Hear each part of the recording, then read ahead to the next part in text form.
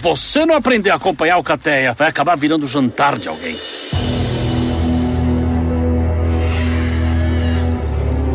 Não pude deixar de perceber esse cheiro estranho hoje. Homens são proibidos! Foge, Mowgli!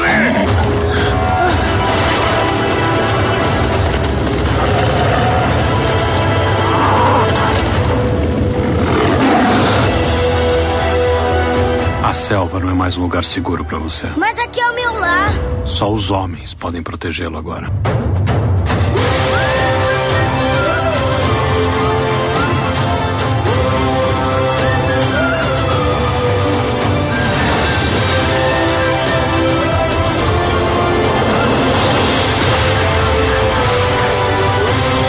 Venha, Mowgli. Vamos andando. Mas eu só tô ajudando o Baloo pra hibernação dele. Ursos não hibernam na selva. Pode até ser, mas eu durmo pra caramba. Tá legal?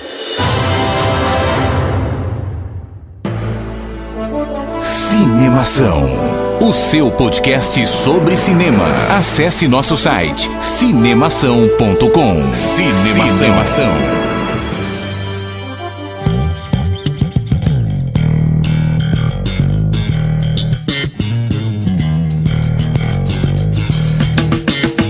Seja bem-vindo ao podcast Cinemação número 176. Eu sou Rafael Arinelli e eu me curvo diante os elefantes. Eu sou o Daniel Puri e Homo homini lupus, ou o homem é o lobo do homem.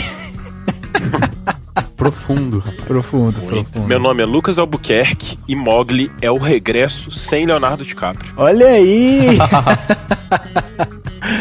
Boa essa. Não é tão profunda quanto a do Dani, né? Mas foi legal.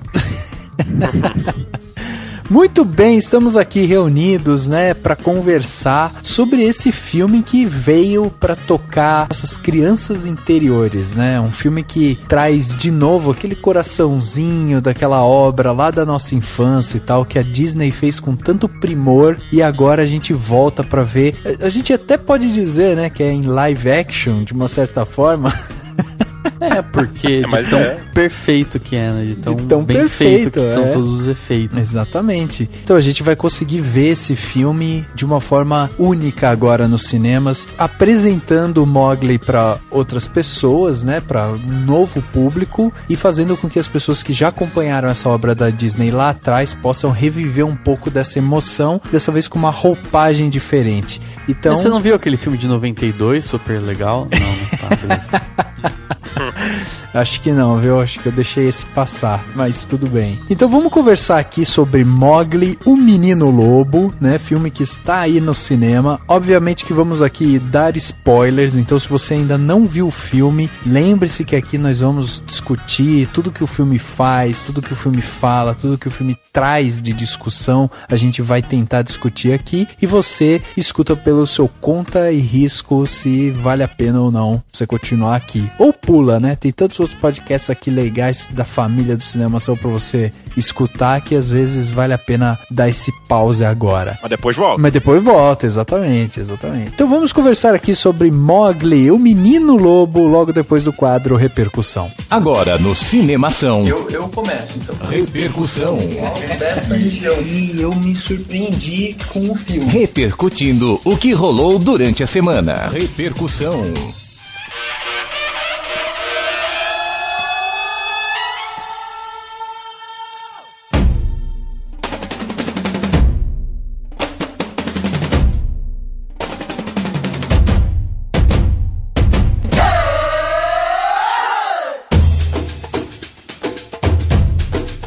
Dani, qual filme da sua infância de desenho Disney você gostaria de ver no live action desse jeito, hein? Tipo Mowgli. Aladdin, olha aí. Aladdin ia ser muito massa se fizesse uma versão bem feita, sabe? Bem caprichada. Ou realista, ou mais fabulesca, ia ser bem da hora. Só que eu ia ser chato. Eu quero um musical e tem que ter a Whole New World. Sério? Ia ser muito legal. Eu só acho que as cenas em cima do tapete poderiam ficar um pouco chatas, né? Também. Não. Um tapetinho lá voando. Não, imagina uma versão moderna, você faz um puta de um tapete da hora, sabe? Um negócio muito louco. Sério?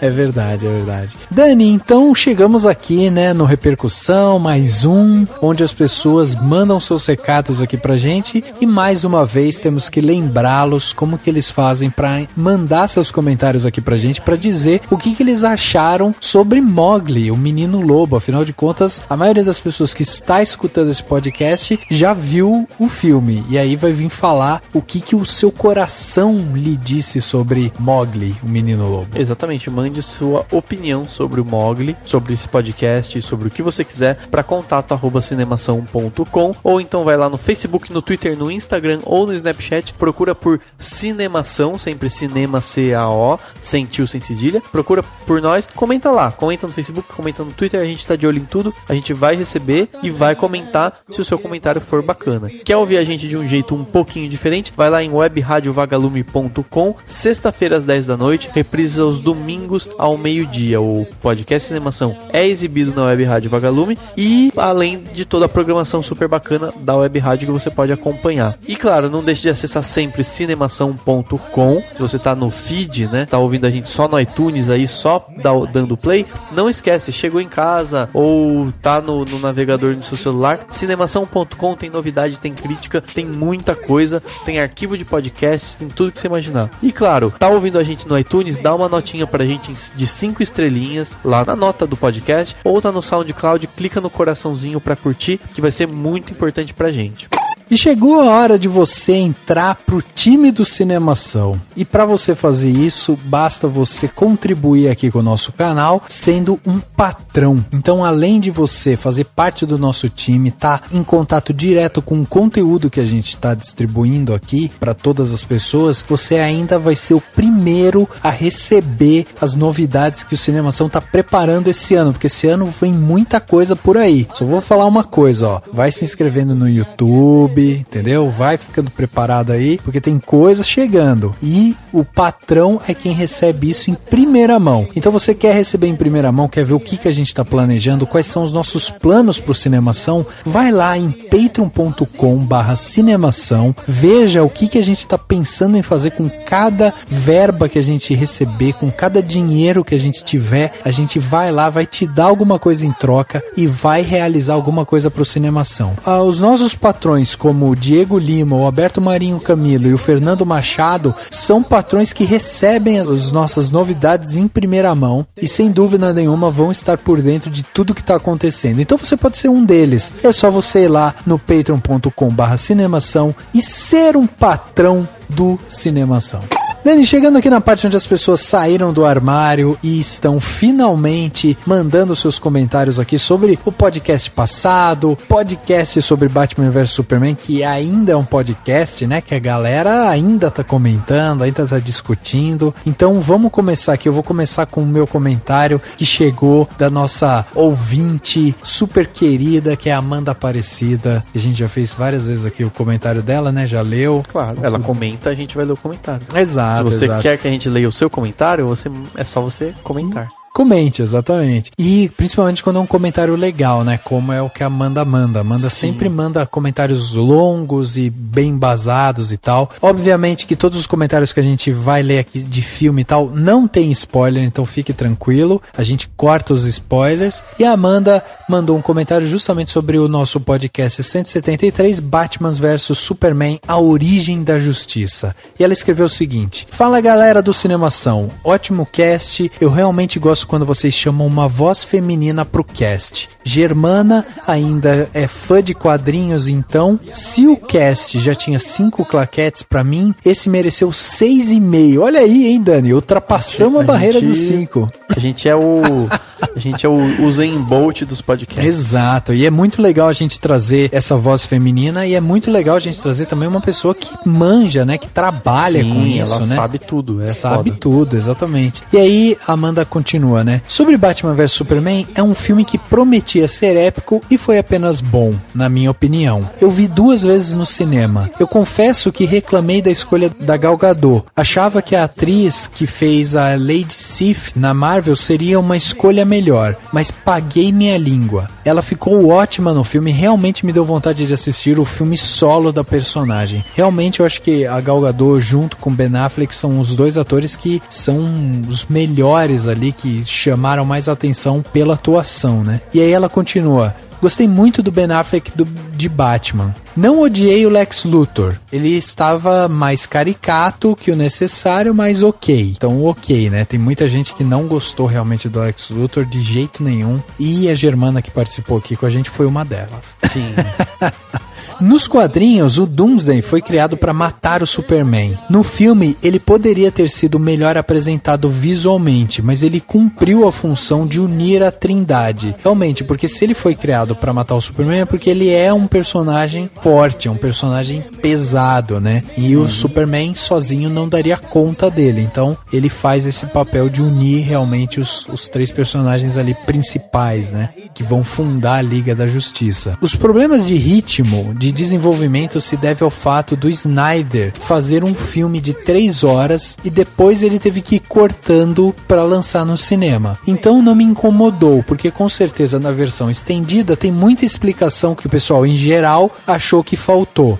Aí que tá o problema, Amanda. O filme é o filme, cara. É o filme que tá no cinema. A versão estendida não interessa, né? O filme que tá no cinema é o filme que a maioria da galera vai ver. Se o cara cortou cenas fundamentais, tá errado. Sim, é a mesma coisa que o Quarteto Fantástico. A gente fala, uma bosta. Exato. Não, mas eu ouvi falar que foi por causa disso, porque na verdade o diretor fez um negócio legal, mas não deixaram. Não, o filme que foi lá é o que ficou uma bosta. O filme que saiu é ruim, é simples, né? assim, do Quarteto Fantástico. Entendeu? O Batman vs Superman não acho uma bosta, mas o Quarteto é tipo, ele é uma bosta, ponto.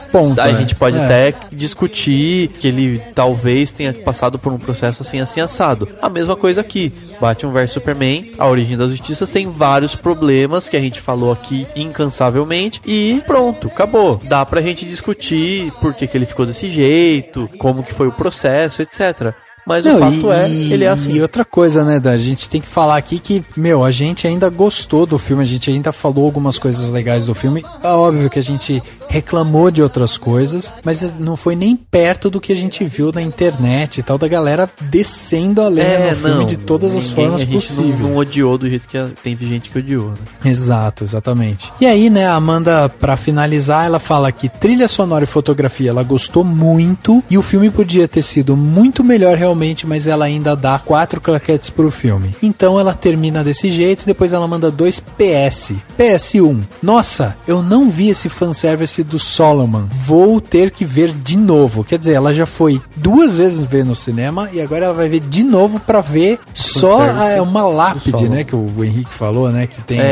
Que, não precisa. Tipo, whatever. Espera chegar o DVD. Exatamente. Esse cara, né? Tipo... Espera o DVD, enfim, faz o que você quiser, a gente só tá zoando, mas enfim. E aí o PS2 dela é: tô atrasada com os cast, mas continuo ouvindo todos. Olha aí, é uma mensagem dúbia essa, né? Porque se ela tá atrasada e tá ouvindo todos, então é porque ela não tá atrasada. Não, mas se ela ouviu essa semana o 173 e a gente já, né, tá chegando no... Ela tá 3 episódios pra trás. Entendi, ela tá vendo com um atraso, né? É isso aí. Desculpa a minha ignorância. Vai ouvindo aí nas férias, você tira o atraso. Tira o atraso, mas não deixe de ouvir e continua comentando, porque toda vez que chega seu comentário a gente fica muito feliz. Assim como eu fiquei feliz de receber o e-mail da Tamires Porto, porque a gente tá recebendo vários comentários da mulherada, tá muito legal. Muito legal. E ela mandou o seguinte: olá, amigos do Cinemação, adorei o tema do último podcast. No caso, o último podcast é o 175, realmente o último, né? Já que a gente tá nesse momento no 176. Nosso primeiro crossover. Isso, que foi o crossover com o Indicação, que a gente falou de vários filmes, falou de uma temática mais aberta, né? E ela fala assim: adorei o tema do último podcast e toda a discussão sobre a jornada do herói e filmes coming of age. Respondendo à questão do Rafael a respeito do oposto, acredito que temos filmes que focam sim no viés negativo do personagem dentro da jornada do herói. Um bom exemplo disso é justamente o filme As Vantagens de Ser Invisível, onde temos uma mistura disso. O filme tem como princípio a desconstrução do herói clássico e sua jornada. É possível acompanhar melhor o amadurecimento de Charlie se focarmos no lado mais negativo do personagem, porque faz parte de suas características principais, físicas, psicológicas e trajetória. Ele desafia a jornada tradicional do herói e amadurece sem deixar de ser quebrado, fraco e introvertido. É interessante como aqui o estereótipo de masculinidade e virilidade, assim como a receita clássica de crescimento de personagem, é questionado. No entanto, concordo com o Daniel, é na quebra que se cresce. Parabéns pelo ótimo podcast. Beijos, Tamires Porto. Olha aí. Eu achei bem legal. Acho que faz muito sentido isso que ela fala, né? Do amadurecimento do Charlie focado no que ele tem de ruim, né? Sim, mas ainda assim eu acho que é um amadurecimento mesmo, porque ele vai aprendendo com os acontecimentos do filme e vai crescendo, ele vai melhorando. Assim, não sei se... Porque acho que ainda assim ele tá crescendo, ele tá se evoluindo, apesar da gente ter questionado isso no podcast, diferente de personagens que vão se reduzindo, né? Que vão encontrando um caminho vão piorando negativo. Dentro de um, né? Eles vão se afundando, né? Deteriorando, né? Mais ou menos que nem o Walter White lá do Breaking Bad. Isso, exatamente. Eu acho que o exemplo do Vantagens de Ser Invisível é muito bom por isso, mas ainda assim eu acho que o melhor exemplo que a gente deu foi no próprio podcast quando a gente falou da Amy, né? Que era uma personagem que ela evolui dentro de um cenário sombrio, de um cenário tenebroso ali, num cenário triste, mas ela continua evoluindo. De alguma maneira ela evolui. Pro lado bom ou pro lado ruim, mas ela não deixa de evoluir. Então, eu achei que o papo foi muito legal, cara. Eu confesso que quando a gente resolveu que ia gravar o tema, eu fiquei meio, putz, será que a gente vai ter assunto e tal? Mas o papo rolou muito bem e foi muito legal, e é muito legal a gente conseguir filosofar. A gente teve um feedback fantástico do Lucas, que vai participar desse podcast aqui com a gente, né, também, falando que o formato, ele adorou esse formato mais filosófico e tal, né? E nós vamos tentar falar então mais de temas mais profundos. Exato, é muito mais bom. Debate, né?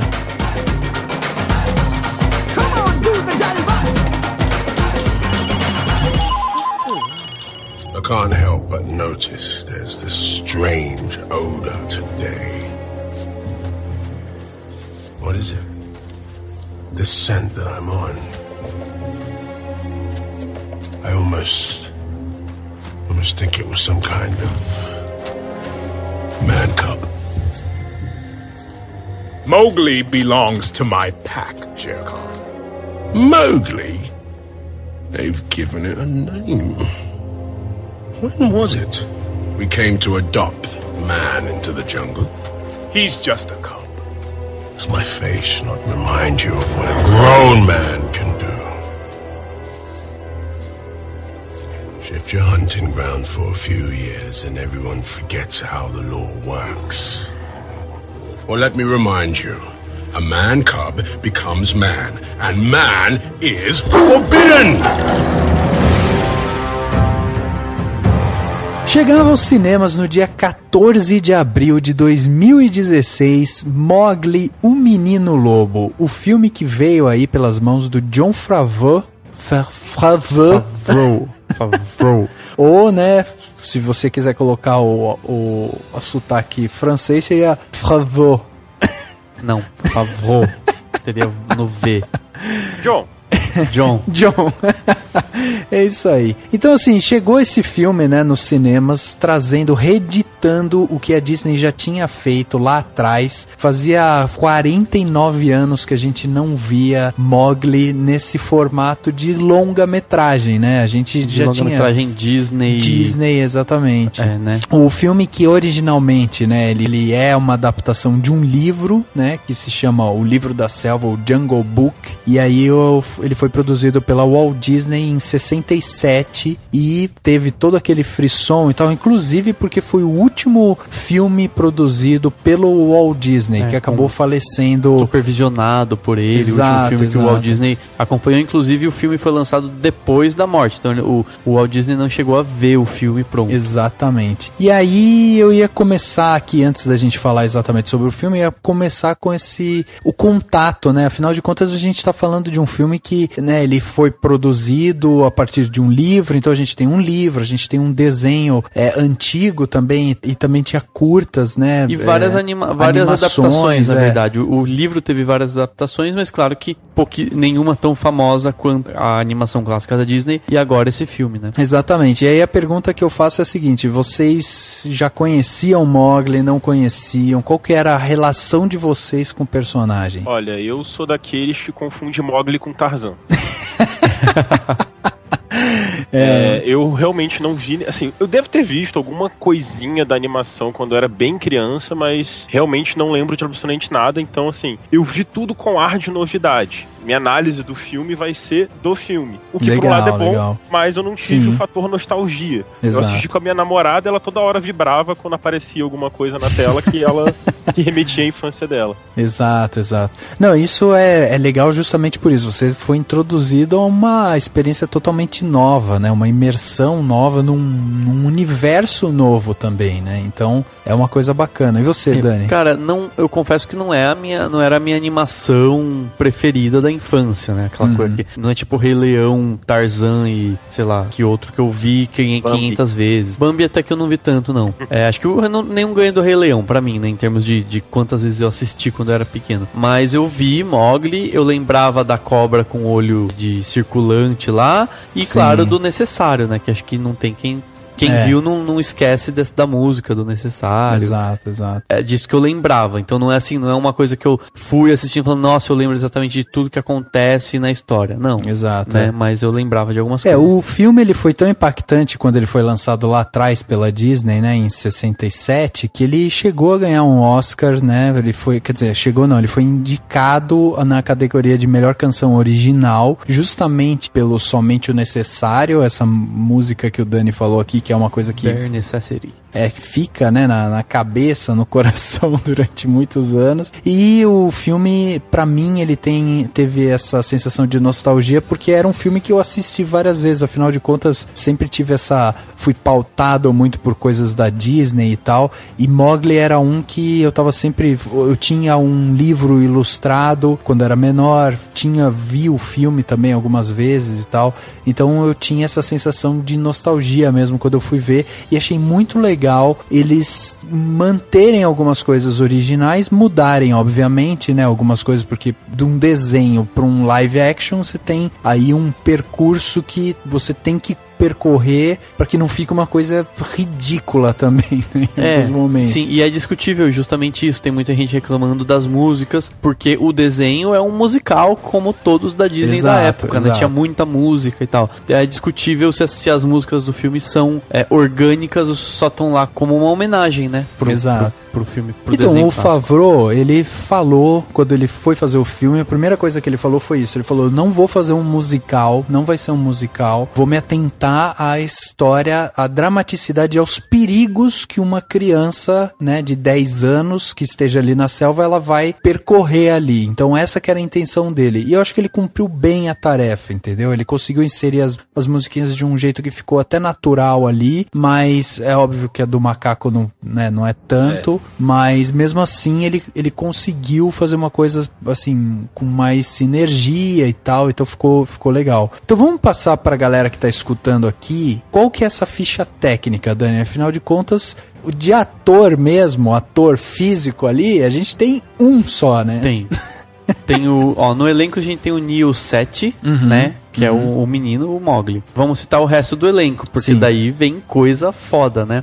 Só pra citar, assim, eu vou citar sempre então o nome dos atores e dos dubladores também, porque acho que a grande maioria do público brasileiro vai ter visto o filme dublado, porque assim, de cada 1000 salas, uma tem opção legendado, pelo que eu vi na programação em geral, né? Olha, aqui em Brasília até que tá tendo mais opções legendadas do que eu imaginava. É mesmo? Por incrível que pareça. Aqui... Me surpreendeu bastante. Aqui tem tipo uma sessão legendada pra 10 dubladas, se eu não me engano.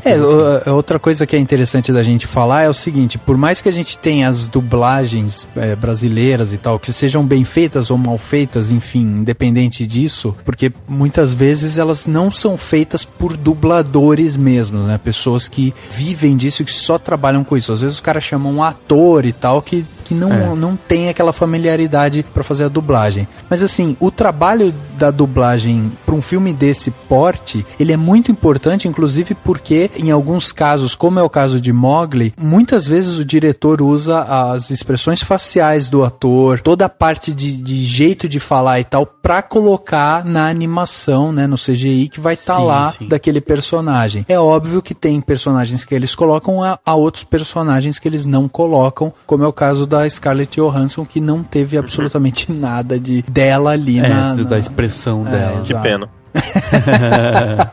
Enfim, então é o Neil Seti que faz o Mowgli. Ele tem a voz do Arthur Valadares, que é um dublador mesmo.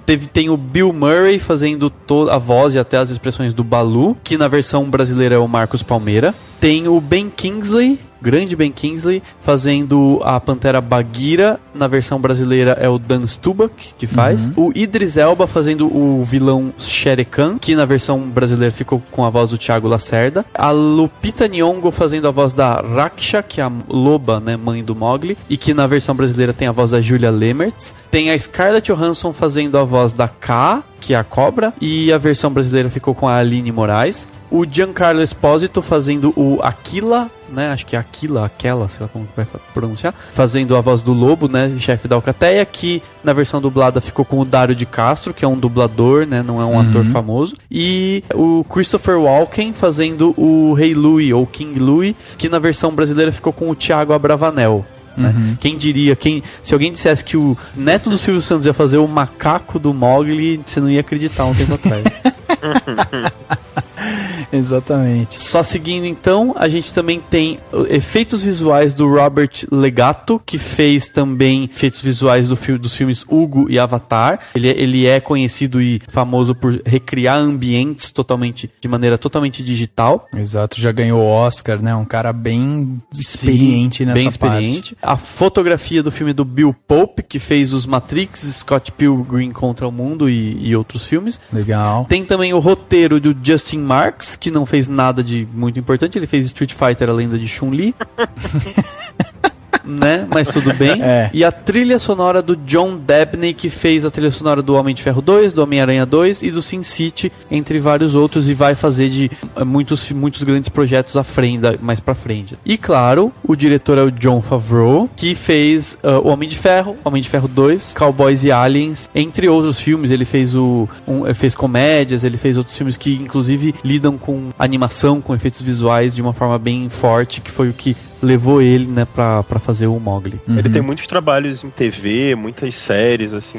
Filme mesmo, mais de expressão, é de fato Homem de Ferro. Sim, exatamente. Eu acho que as pessoas podem lembrar muito dele também do Friends, né? Que ele faz um personagem que tem um relacionamento com a Mônica e ele é um bilionário que resolve largar tudo pra lutar MMA. Não sei se vocês lembram disso. Não lembro. Mas eu gostei muito do Chefe. Eu sou fã do filme Chefe que ele fez, exatamente, que ele dirigiu. É muito bom. E que inclusive você vê no Mowgli vários amigos dele, né? Sim. Que desde gente que ele dirigiu nos filmes, né, do Homem de Ferro e tal, né? O Ben Kingsley, pessoas que estão aí tudo. Não, aliás, você vê muito em Mowgli galera que faz filmes Marvel, né? Porque afinal de contas, né? Disney, Marvel, tá tudo em casa. E também, ele ainda usou um dos lobinhos que aparece lá, é o menino que fez o filho dele no Chefe. Então ele botou legal. A família toda. Eu acho legal também a gente destacar aqui o Frank Elner, que é o cara que foi responsável por toda a parte de supervisão de efeitos sonoros, porque o filme é riquíssimo nisso, né? É um dos grandes pontos fortes do filme, é justamente toda a parte de som, de mixagem e de efeitos sonoros mesmo. Então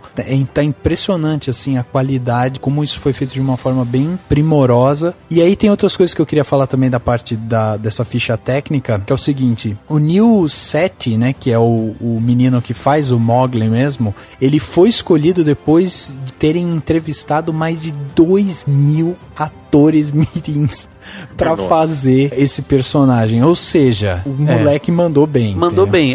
Sim, eu acho que ele não é perfeito, né? Se a gente parar pra pensar, tem uns momentos. Mas ok, ele manda bem, ele segura a onda e acho que tá valendo. Mas você sabe que uma das coisas que é dita por trás do filme, nos bastidores do filme, o próprio Favreau falou, depois o Ben Kingsley, o Bill Murray também, todos elogiando muito o menino, porque ele teve uma interpretação tão natural. Quando perguntaram pra ele também, o que você fez ali no Mowgli que não é seu? Ele falou, nada, eu me coloquei ali, eu me coloquei na situação dele e tal. Ele não conhecia o filme, então ele foi assistir o filme da Disney de 67 pra ver como que o Mowgli era, porque apesar dele ser um menino, vamos colocar entre aspas, que foi abandonado na selva e poderia ter ali, né, um ambiente triste e ele ser até um pouco revoltado, a personalidade do Mowgli é justamente de um menino feliz, alegre, que tá contente por estar ali na selva. A selva é o ambiente dele. Então, o Neil, ele fez bem essa adaptação, né, do desenho pro live action, porque ele tinha essas características, assim, de trazer uma naturalidade. É interessante que ele interagiu quase que o tempo inteiro com tela verde. Exato. Então, assim, pro menino da idade dele, simplesmente o diretor falou, olha, em tal lugar vai ter tal imagem. Imagina, te vira negão.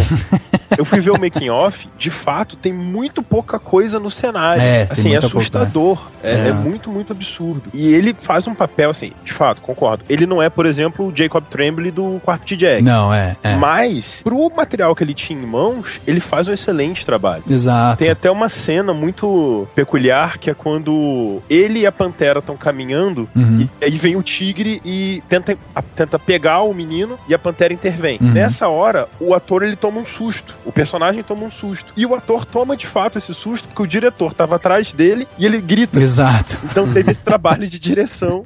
Foi bem divertido, assim, ver essa cena no making off, de ver que aquele susto é, de fato, genuíno, assim. Exato, exatamente. Tem algumas outras curiosidades aqui sobre a parte de elenco e tal que eu separei, mas eu vou falando durante o nosso papo aqui, porque eu acho interessante da gente ressaltar. Assim, basicamente, né, eu vou dar uma sinopse bem rápida e singela sobre Mowgli, o Menino Lobo, porque na verdade não tem muito segredo, né? Trata-se de um filme que conta a história desse menino de 10 anos, o Mowgli, que foi deixado ali na selva, ou no caso do filme ele foi abandonado ali, né? Ele é criado por uma família de lobos, ele fica por ali, ele cresce ali, só que a partir de uma ameaça de um tigre que é completamente traumatizado pela convivência que ele teve com humanos e tal, a Alcatea resolve que o Mowgli tem que ir embora, ele tem que se juntar com a espécie dele, que são os homens, para que ele não morra, para que ele não seja assassinado por esse tigre que fez essa ameaça e tal. Então, basicamente, o filme passa quase que, entre aspas, por uma road trip dentro da selva, em direção ao destino que é a civilização humana. E tem todo o clássico, Jornada do Herói, né? Exato, várias coisas.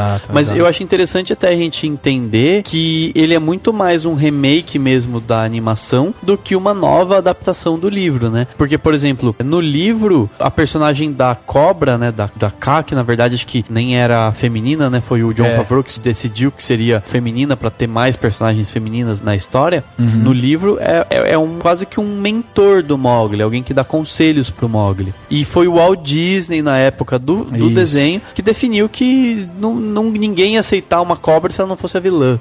Exato, né? exato. E aí, ele que estabeleceu isso. O Jon Favreau manteve essa cobra como vilã. Tem algumas outras coisas que foram adaptadas. O próprio Louie, ele não existe no livro, não existe um macaco nenhum. Exato. Foi um dos animadores que inventou Disney, e eles criaram aquele momento lá que no desenho é quase que uma mini...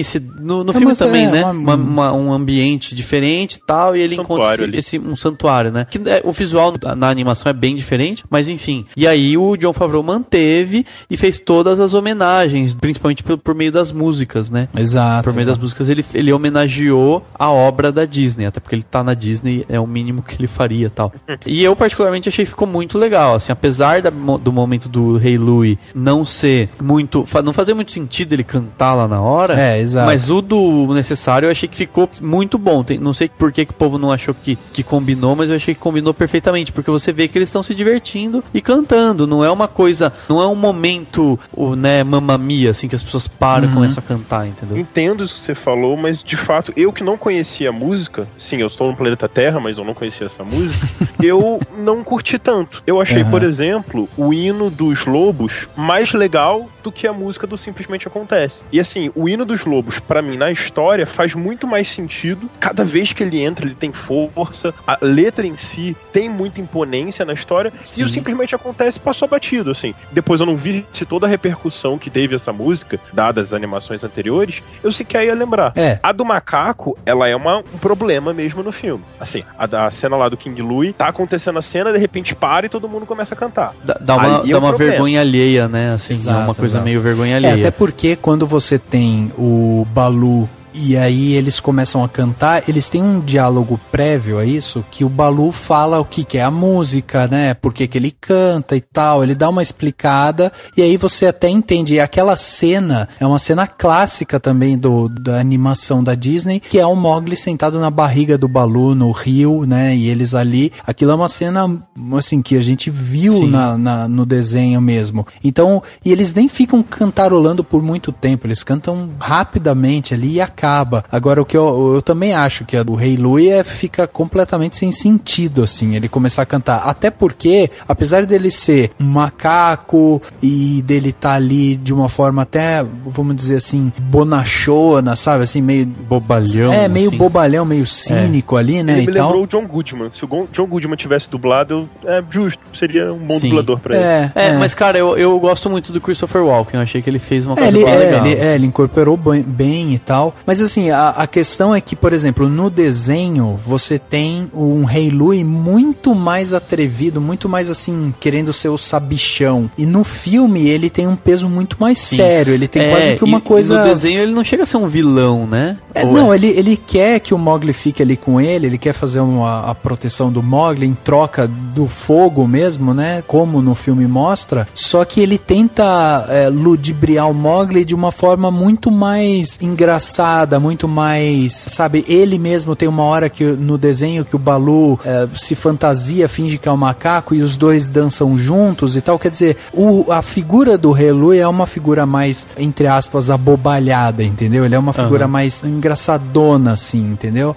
No filme, não, ele é mais sério. Sim. Até por isso também não fez sentido a cantoria do Rei Louie. Com certeza. Porque ele é uma figura séria que surge das sombras e, né, ele vai aparecendo um macaco gigantesco e aí do nada ele começa a cantar. Sim. O que é isso? Não dá pra levar um cara a sério assim, né?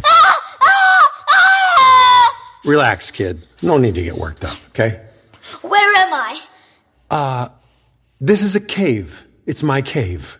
You don't remember what happened, do you? No. I saved your life. Yeah, I snatched you from the jaws of death, the coils of death, if you will. And lucky for you, your new favorite hero, Old Baloo here, just happened to be passing by. No big deal. Just tell me this. Can you climb?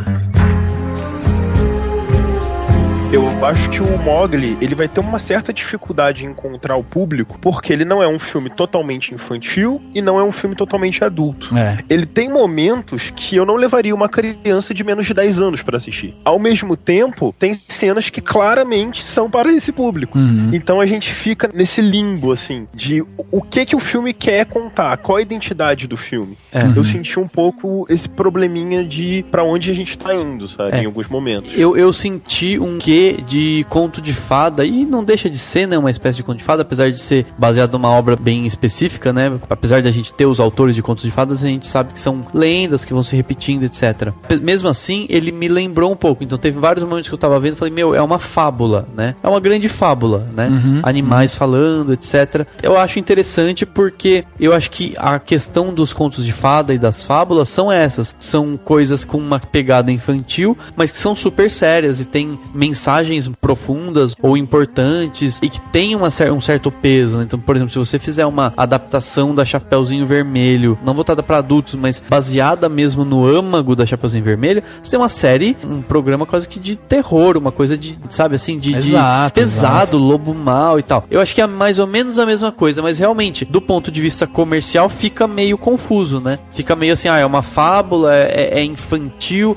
mas tem esse peso, tem essa coisa, essa violência, até uma certa violência, né? Tem. Dá medo, assim, uma criancinha assistindo esse filme vai ter medo do Shere Khan borrar, sabe? Porque eu tive medo do tigre. Eu não cheguei a me borrar, mas eu tive medo do tigre. E não, mas ele dá, e assim, aí entra a questão de atuação. Mano, o Idris Elba manda muito, cara. Ele faz uma puta de uma voz, assim. E eu acho que eu gostei muito, assim, do quanto eles pegaram de característica. Foi muito sutil. O quanto eles pegaram de característica física dos atores, né? Exato. Eu acho que o mais parecido mesmo é o Rei Louie.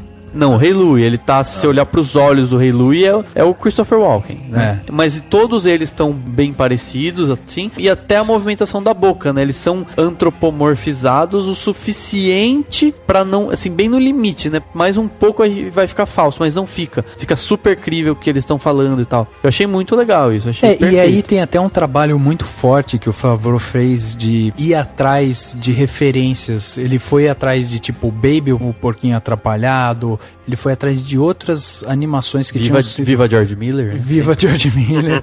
Para ele estudar realmente o que funcionou e o que não funcionou quando você coloca essa parte de fala num animal real, né? Então, ele conseguiu fazer um trabalho muito próximo. E até aquilo que eu tava falando, né? Tem personagens que ele capta a essência do ator e aí ele consegue transportar isso para aquele personagem que tá ali em CGI e tal, e ele traz algumas características. Alguns ele faz isso, outros ele não precisa. É o caso da Scarlett Johansson com a K, que é essa cobra e tal, que ali não tinha nada dela, nem tinha necessidade de colocar as características dela ali. Mas, por exemplo, o próprio Christopher Walken, a gente tem também o caso do Ben Kingsley, por exemplo, tem um fator bem interessante que é o seguinte: o Ben Kingsley, ele fez todo um estudo para tentar concentrar de uma forma bem eficiente toda a parte de atuação dele na voz. E aí, quando ele foi conversar com o Jon Favreau sobre como ele faria nessa dublagem, eles chegaram num tema que era, no desenho da Disney, o Bagheera, ele tinha um sotaque um pouco mais pro indiano. Afinal de contas, a história se passa ali perto, né? O Mowgli é uma criança mais indiana, né? Se a gente pode dizer assim, do que, sei lá, indígena. Ele é muito mais indiana. E aí o Ben Kingsley chegou por favor e falou, lá o Bagheera tem esse sotaque aqui, que é um sotaque mais indiano e tal. Será que a gente faz? Porque o que era o sotaque indiano na animação do Mowgli? Era justamente a conexão, entre aspas, paterna do Bagheera com o Mowgli. Você tinha um menino que era um menino com traços indianos, sendo protegido por uma pantera que tinha um sotaque indiano. Então eles tinham algum tipo de conexão ali na personalidade deles, no jeito deles. Só que daí, no filme, eles chegaram ao consenso de que o filme apresentaria várias figuras paternas pro Mowgli, né? Você tem não só o Bagheera, mas você tem o próprio Baloo como uma figura paterna, você tem o Aquila, né? Também, aquele lobo que também é uma figura paterna pro Mowgli. Então eles falaram, a gente não tem necessidade de trazer mais um elemento para tentar conectar o Bagheera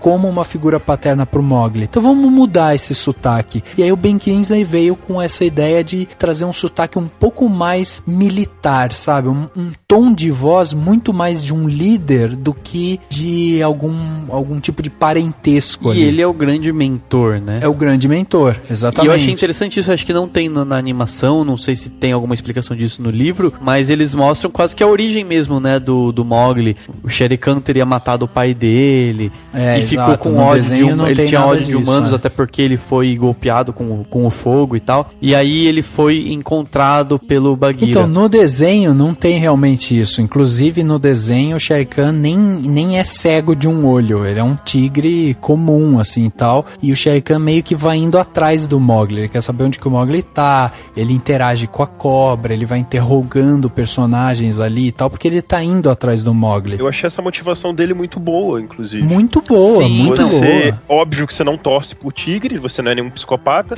mas você entende a motivação. Você fala, pô, é justo na visão dele o que ele tá fazendo. Ele tá no processo de vingança, e mesmo o seu Madruga tendo ensinado que a vingança nunca é plena, mas a vingança é justa. Sim, é verdade, é verdade. E você, isso humaniza, por mais que essa palavra fique sou estranho aqui, humaniza a figura do Shere Khan, né? Porque sim. senão ele seria um vilão Disney. Ele é um pouco, claro, né? É uma fábula, não tem como você contar uma fábula se você não for desse jeito de ter o vilão, o mocinho, tudo muito certinho, né? Ninguém aqui tá querendo personagens ultra complexos, mas você dá uma humanidade pra ele, tipo, você entende, não é simplesmente assim, ele é um vilão, ele é do mal e pronto, acabou, entendeu? Exato. Você tem toda uma explicação, né? Nesse ponto foi que eu fiz a minha abertura de que eu comparei Mowgli com o Regresso, porque ambos lidam com a questão da vingança. Sim. Em ambos você, apesar dos personagens, né, no caso do Tigre e no caso do personagem do Leonardo DiCaprio, deles não serem totalmente corretos ali, vamos dizer, você entende a motivação deles. E isso do próprio Tom Hardy, né, também, que sacaneia o Leonardo DiCaprio várias vezes, mas você entende a motivação dele, não tô dizendo pra você concordar. E também, em ambas as histórias, o roteiro não é a prioridade, né, a gente não vai premiar o Regresso pelo roteiro e nem Mowgli vai ficar marcado pelo roteiro. E ambos vão ficar marcados provavelmente a gente vai falar isso aqui no podcast, sobre parte visual. Exatamente. O visual desses filmes são espetaculares. Tem hora que a gente não acredita que aquilo não existe. De novo, vou citar minha namorada, ela achava que a floresta existia. Ela, nossa, isso que legal, onde foi gravado? Ela realmente não... Quando eu falei pra ela que tudo ali era computação gráfica, a cabeça dela explodiu. Exatamente. Sim. Cara, assim, eu acho que, assim, esse é o filme certo na hora certa, sabe? É óbvio que a gente vai ter uma tecnologia que vai se aprimorar ainda mais, a gente vai ter realidade virtual que tá chegando forte também e tal, mas assim, nesse sentido, eu acho que ele foi muito feliz nisso, assim, dele conseguir fazer esse processo de CGI e tal, que a gente já tinha visto em Planeta dos Macacos, a gente viu em Avatar, a gente já viu em Aventuras de Pi, né? Hugo, né? Hugo Cabret também, a gente viu muito isso, então, assim, ele foi feliz no sentido dele trazer um ambiente que era um ambiente novo pra gente, não só nesse sentido de ser uma coisa em CGI, mas no sentido de que ele coloca pra interagir uma pessoa, um ser humano nesse ambiente de CGI. Então isso que foi uma coisa nova, porque por mais que você tivesse, por exemplo, em Planeta dos Macacos, essa interação de uma certa forma, mas não era o ambiente inteiro envolvendo os personagens, não era, sabe, 100% tudo verde e só o cara ali interagindo com os macacos e tal. Então existia um cenário, e o Favreau, ele fala muito isso, ele fala que a essência dos filmes dele são os atores, ele busca sempre parcerias e tal com atores que são atores fortes, atores bons, que vão trazer profundidade que ele precisa para os filmes dele. E aí ele até diz que o personagem mais difícil que ele teve que lidar em Mowgli foi o personagem humano, foi o menino mesmo, porque era isso, ele precisava fazer com que o ator mirim estivesse totalmente imerso naquela história. E por mais que o Favreau tenha utilizado tecnologias como a que o James Cameron criou em Avatar, pra quem não sabe, né, o James Cameron criou em Avatar uma tecnologia 3D que basicamente ela simula os elementos 3D em tempo real enquanto você tá filmando. Então o que acontece? O cara pega a câmera, posiciona ela no set de filmagem e começa a filmar a pessoa que tá ali naquele fundo verde, atuando e tal. Enquanto isso, o diretor, na sua tela, ele já vê todos os elementos 3D ali. Então ele já vê onde é que tá a árvore, onde é que tá andando o tigre e tal, e ele tem que ir lá fazer essas marcações. Então como que é feita a produção de um filme desse? Ela é feita em duas partes simultâneas, né? Ela passa pela equipe de efeitos especiais que vão lá e já criam as cenas, e aí eles pegam essas cenas não finalizadas, obviamente, eles pegam essas cenas e passam lá pro diretor. O diretor no set de filmagem simula essas cenas numa tela, faz as filmagens ali com um ator real, e aí ele manda de novo essa cena lá pro pessoal finalizar. Então, assim, essa que foi a tecnologia que o James Cameron criou criou, que funciona muito bem, porque ela é um processo de trabalho que ele é muito orgânico, muito fácil de você conseguir criar esses ambientes, porque daí o diretor consegue realmente falar, ó, eu tô te posicionando aqui, mas olha aqui na tela como é que ficou. O tigre tá andando aqui do seu lado, ó, aqui vai ter uma tartaruga, então você não pode pisar aqui vai ter um rio, aqui vai ter não sei o quê. Então isso facilita muito, que né? É completamente diferente da ideia que o George Lucas sempre trabalhou, né? Exato. Que é do tipo, depois eu vejo o que eu faço na pós, né? Mas uma das grandes influências do Jon Favreau foi o Gravidade, né? Sim. A forma, né, de como o Cuarón fez, né, com o Gravidade, a princípio que ele trabalhou. Assim. Tinha grande chance do Mowgli dar errado por causa disso, assim. Se não fosse usado essa tecnologia e da maneira como o Favreau utilizou, o Mowgli podia ter sido um desastre, podia ser aquela coisa artificial, aquela coisa pasteurizada, e definitivamente não é. A gente compra a ideia, a gente tá naquela floresta durante aquela 1h30, 1h40. Exato. Sim. Mas eu acho que a grande vantagem que a gente teve nesse filme foi dele ter ido pra mão de um cara como é o Favreau, sabe?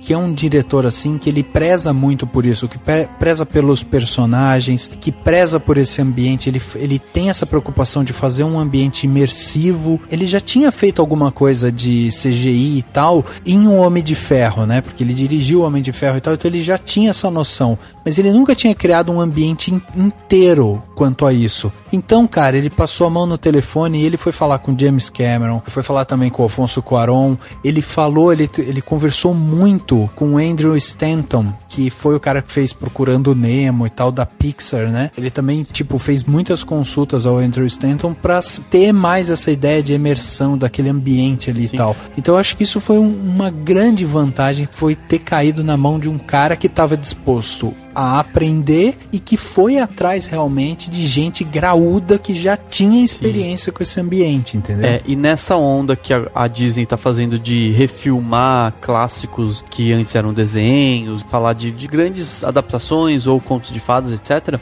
É muito legal que ela não tá seguindo uma receitinha, né? Exato. Então, enquanto o Mowgli tá tendo uma adaptação desse jeito, com essa visão, com esse viés, a gente teve, por exemplo, Cinderela, que foi uma coisa um pouco mais, digamos que teatral, né? Um pouco mais com a cara do diretor, né? Que é o Kenneth Branagh. Enquanto teve a Malévola, que foi totalmente... Eles mudaram a história, contaram do ponto de vista da vilã, etc. Enfim, tá tendo isso, né? Então eu acho legal, porque assim, a gente tem que se preparar que vai ter muito mais adaptação de desenhos da Disney. A Disney vai fazer... Então, até parece que o Ursinho Pooka vai virar um live action. Estão falando de O Rei Leão também. Estão falando de Rei Leão, mas assim, o que tá planejado é A Bela e a Fera, Pequena Sereia, Meu Amigo Dragão, que nem é tão famoso assim.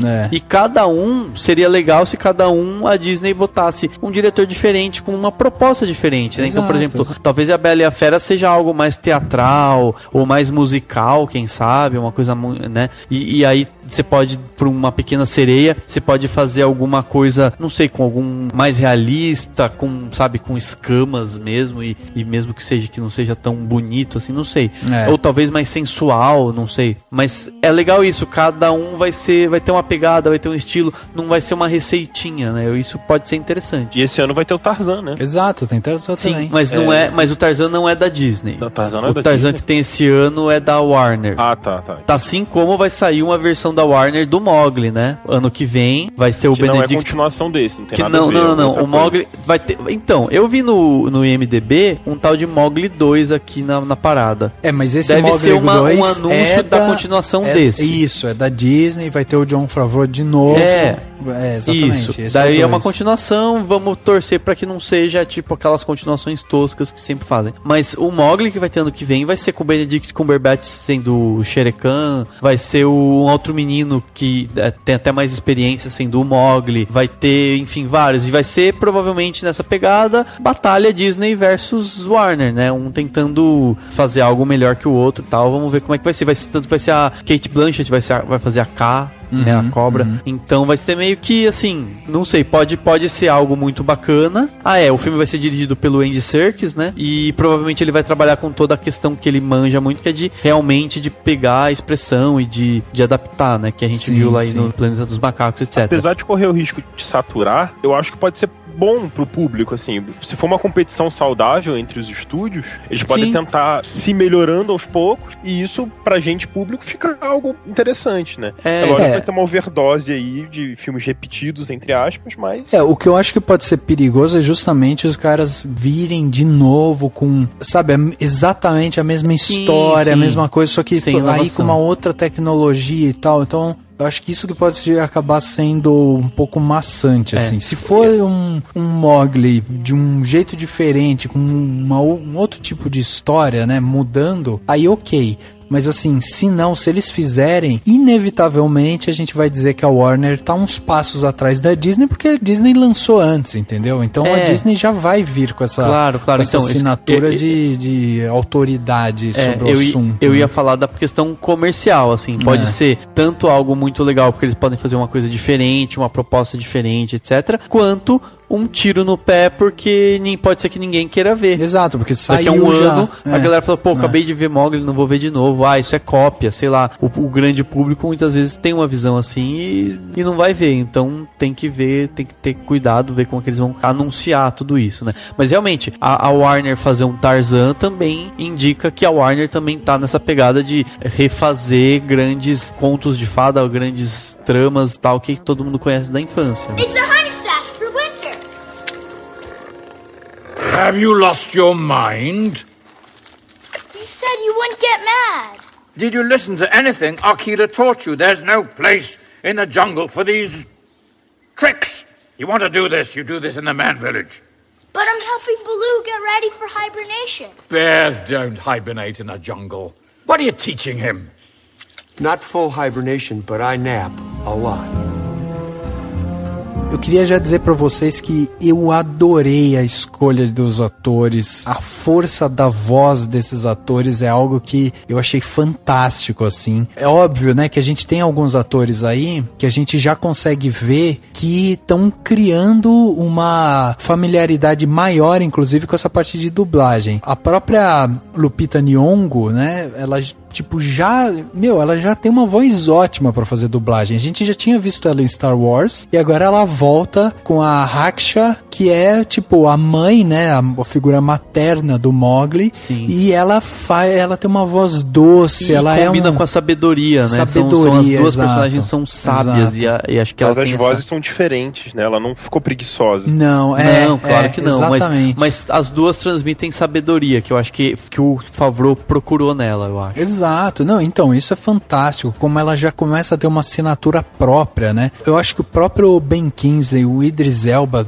não tem nem o que falar, a voz do Idris Elba, ele fez Zootopia, ele fez o personagem Bogô, que é um personagem mais divertido, por assim dizer, e agora faz outro personagem completamente diferente. Exato. Sim. E ele ainda vai fazer Procurando Dory, né, que a gente não sabe como é que vai ficar, mas ele vai fazer 3 personagens da Disney este ano. E que peso que esse cara tem na voz dele, né? Como ele consegue dar bagagem pro personagem, como você sentia a dor, a raiva, sabe, a ameaça do Shere Khan, sabe, na voz dele. Ele não precisava estar ali, ele, sabe, o jeito dele falar é realmente impressionante, assim, a qualidade do Idris Elba fazendo essa dublagem. E a gente também tem que salientar aqui também a participação do Bill Murray, que fez o primeiro personagem Disney dele da vida. Ele nunca tinha feito um personagem desse jeito e ele fez o Baloo, e o próprio Bill Murray fala que ele se divertiu fazendo o Baloo porque é um personagem que tem a essência dele, que é um cara brincalhão, que é um cara que é sarcástico muitas vezes, né? Sim,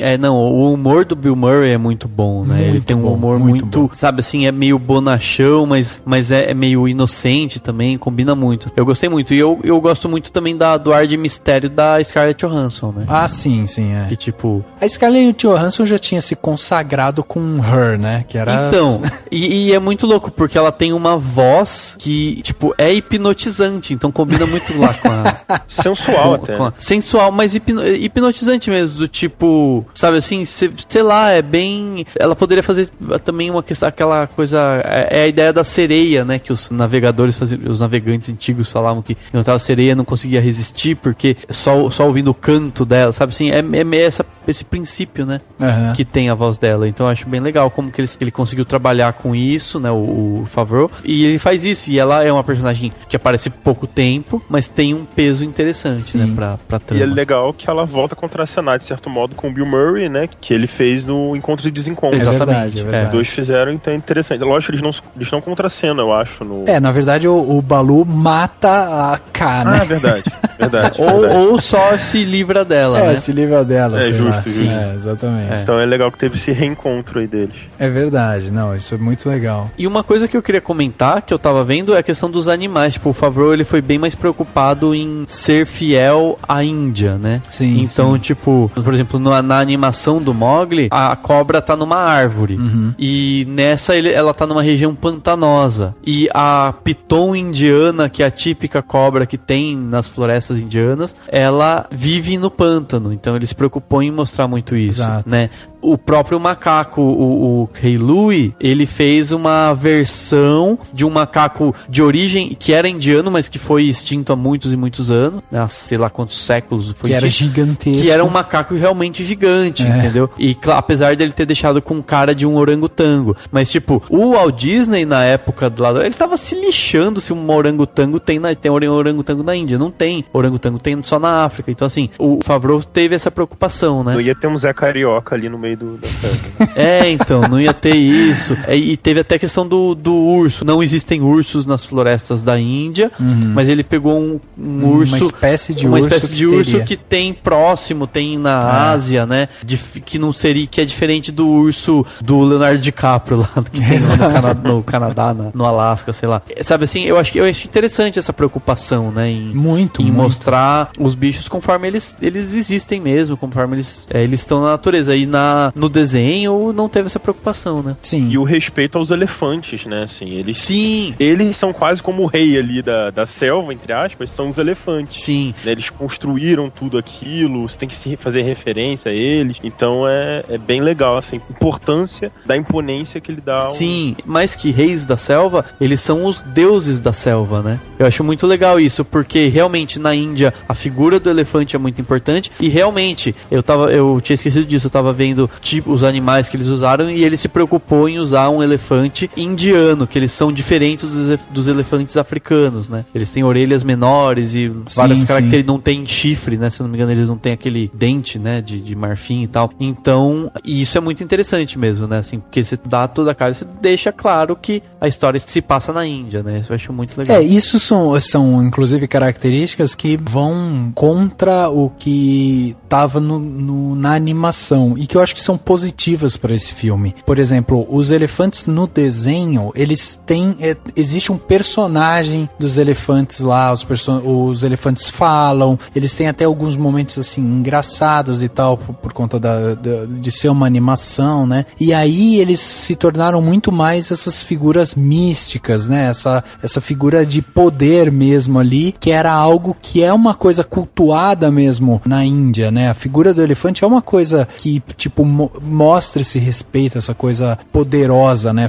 Uma figura poderosa. Então isso eu achei muito interessante. Outra coisa que eu achei muito interessante também no filme foi eles terem o cuidado de deixar o Mowgli como a única visão humana ali. Porque a gente acaba tendo que pegar na mão do Mowgli e aí ir aprendendo e sentindo as coisas conforme o Mowgli vai aprendendo, né? No desenho da Disney, o desenho ele meio que acaba quando o Mowgli ele encontra uma menina, daí ele vai atrás dessa menina e tal, então ele tem um contato com outras pessoas e tal. E eu achei assim muito bem feito, um cuidado muito bem feito deles nesse sentido. Você até vê o rosto do pai, você, né, tem essas visões dentro do filme, mas eu acho que era imprescindível realmente você não ter um aprofundamento em qualquer figura humana nesse momento, sabe? Pode ser que na continuação a gente seja apresentado para outros personagens humanos e aí exista até um conflito de espécie no sentido do Mowgli ser uma espécie que tá envolvida com a selva e de repente ele precisa defender aquilo que ele acredita contra a própria espécie que de repente vê a selva de uma outra maneira. Mas nesse primeiro momento de apresentação do personagem, eu achei muito importante eles terem esse cuidado de realmente não se aprofundar, não dar uma justificativa do porquê que o pai estava ali na selva, porquê que ele estava numa caverna, né? Qual que era a razão? Não precisa ter razão, não. Né? Até porque, e é muito interessante pensar, lembrar, né, que no livro original do Rudyard Kipling, a gente tem a famosa visão do bom selvagem, né? Que é muito comum na literatura, né? E eu acho interessante a gente pensar nisso, porque assim, na mesma época que o Rudyard Kipling escreveu esse livro, no Brasil também estava rolando esse pensamento do bom selvagem, que na verdade, eu citei a frase do Thomas Hobbes, né, que é de 2 séculos antes desses livros serem escritos, mas por exemplo, no Brasil nessa época, o José de Alencar estava fazendo Iracema, o Guarani, que é acho que o mais icônico, né, do bom selvagem, da ideia do bom selvagem, e o Mowgli, ele é esse bom selvagem, né? Então assim, o Rudyard Kipling, o autor, ele nasceu em Bombaim, na Índia, na época que a Índia ainda era a Índia britânica, ela era totalmente território britânico, e só que ele retrata, até por ter nascido lá e crescido de alguma forma nesse ambiente indiano, ele enxerga o selvagem como puro e que entende que é esse conceito, né, que foi desenvolvido por vários filósofos antes, essa ideia de que o homem é o lobo do homem, é a sociedade que faz o homem ser mal, ou ser ruim, ou ter algum mal nele, e se não for isso, ele é puro, ele é inocente, etc. E isso tem muito a ver, é muito interessante que esse conceito sendo trabalhado por um britânico, né, apesar de ter nascido lá, ele é um britânico que está na Índia, e por um brasileiro como José de Alencar, que representava, obviamente, os brancos, mas enxergando os indígenas. Então, assim, é interessante você pensar nisso e ver como eles mostram elementos que, por exemplo, o que traz a destruição para a floresta, o que faz o Mowgli quase ser um homem mau, é o fogo, que é o símbolo do ser humano. Tipo, o que diferencia o ser humano dos outros animais é ser capaz de criar uma tecnologia, ser capaz de criar o fogo, ser capaz de quebrar uma pedra e fazer uma lasca, né? Exato. Que é o que ele faz lá. Então ele tem é muito interessante a maneira como o filme mostra isso, de uma forma muito mais interessante do que a animação, obviamente, pra gente pensar nisso, pensar na relação do homem com a natureza, do homem com a sociedade e por que a gente é o que é, né? Então acho que é importante pensar nisso. E também eu acho que é legal a gente enxergar a história do Mowgli também como uma espécie de metáfora da nossa sociedade e de elementos externos, né? Então você pode fazer referências até a imigrantes ou, sabe, assim, xenofobia e essas questões que lida-se muito com isso, né? Tipo, o Shere Khan, ele acha que o Mowgli vai ser mal e vai fazer mal pros animais porque ele vai se transformar num homem adulto e os homens adultos são maus. Exato. E ele chega a essa conclusão baseado em um homem adulto que atacou ele, que na verdade foi pra se defender, mas enfim. Então assim, querendo ou não, a gente pode usar. Eu tava pensando muito nisso quando eu tava vendo o filme. Eu falei, cara, é isso, sabe? A gente, sei lá, os americanos, a gente não, no Brasil a gente tá um pouco fora disso, mas pega a realidade de imigrantes na França, na Alemanha, nos Estados Unidos também, tipo, esse conceito de que não pode deixar muçulmano entrar, porque os muçulmanos, não, os muçulmanos são pessoas que estão indo em busca de uma vida melhor, e não é porque tem alguns que são terroristas que você pode impedir todos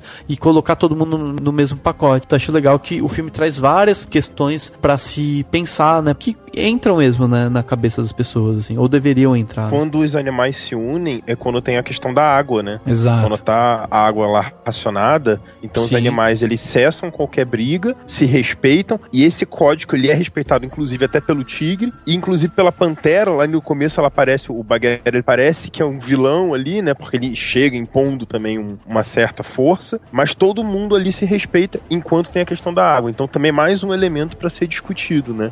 Exatamente. Algo que concilia todas as visões. Exatamente, é perfeito mesmo, porque é quando você tem uma falta, né, enfim, a necessidade, você entende. É interessante, sei lá, porque também pode ser alguma coisa do tipo, realmente, a ideia do selvagem, né, o animal, tanto o animal quanto o homem selvagem, como alguém que respeita, e num ambiente só de humanos você teria guerra por aquilo, né? Seria a guerra pela água, não só isso, né? A imagem guerra. do homem como um ser que destrói, né? É um ser altamente destrutivo e que ele traz isso, né? Como que os animais enxergam o homem como aquela figura de que ele pode vir e acabar com tudo mesmo. Então, inclusive, existe um certo preconceito por parte daqueles que convivem com o próprio Mowgli, né? O próprio Bagheera insiste, e aí também o Aquila, né, ali como o rei, né, dos lobos ali e tal, também insiste para que ele se comporte, que ele tenha toda a elegância que os lobos têm. Então aquela cena em que ele joga o balde para pegar água e todos os animais se assustam e olham para ele e tal e ficam, né, nossa, o que é isso? Ah, putz, ó, isso daí é coisa de humano mesmo, não tem jeito e tal. E aí o Aquila chega e fala, ó, o que foi que eu te falei? Não tem truque aqui não tem truque, não tem jeitinho pra você fazer, entendeu? Mowgli era brasileiro. Então aqui... Mas é muito ele mesmo, muito isso mesmo. Então, é isso. E aí, aqui não. Aqui você vai ter que ser como um lobo. Só que assim, eu achei belíssima aquela cena dos elefantes quando o Mowgli vai lá pra ajudar. Primeiro porque ele tem uma mensagem muito bonita no sentido assim, de que esse jeitinho que às vezes pode ser mal, a inteligência do ser humano. O truque ele pode ser usado de uma maneira saudável, ele pode ser usado de uma maneira que ajude, né, as outras espécies a se salvarem, as outras espécies a terem as suas vidas ali de uma forma saudável, de uma forma bonita e tal. Então tem isso. A outra coisa que é muito emblemática nessa cena é que ele, como humano e sendo o único da sua espécie dentro daquele ambiente que ele tá, que é a selva, ele tem quase que, entre aspas também, uma livre passagem por todas essas espécies. Então, quando ele vai lá, ele chega perto dos elefantes e tal, o próprio Baloo fala, eu nunca vi ninguém chegar tão perto dos elefantes como você chegou. E aí você consegue ver isso também, que o ser humano ele é altamente adaptável, né?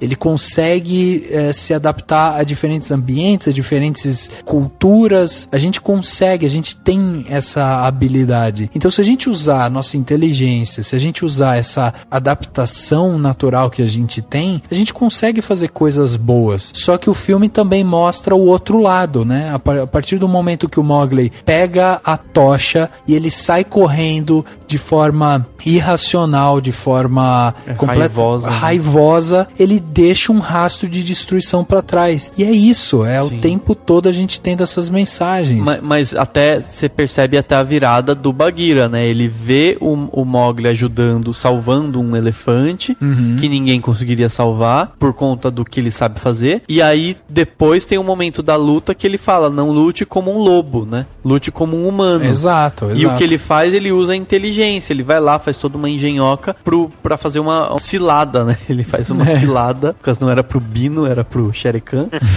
Mas ele arma essa engenhoca pra destruir o vilão. E eu acho que isso que é interessante, assim. E o filme, ele assim, o roteiro dele, ele é absolutamente tradicional, né? Jornada do herói, você tem a apresentação, tem a chegada do vilão, quebra, vê que precisa fugir ou ir embora, passa por várias coisas que fazem ele crescer e se desenvolver, descobre, retorna ao lar, né, destrói o vilão e tal, né, jornada do herói clássica, roteiro clássico, né, sem nenhuma invenção, mas que funciona super bem, que o que ele tem são justamente essas mensagens, né, subliminares. Ele trabalha muito com isso, né, com essa parte visual de uma forma muito sensível, assim. Então, até por isso que a gente consegue ver essa cena que eu descrevi aqui dos elefantes, é uma cena que não tem diálogo nenhum. É uma cena que eles estão apenas assistindo o que o Mowgli vai fazer, e aí você tem ali todo um decorrer de ação que te leva a essa conclusão. Mas é uma coisa muito, muito singela, é uma coisa que você vai sentindo, né, ao decorrer do que as coisas estão acontecendo ali. Então você não precisa ficar com alguém narrando,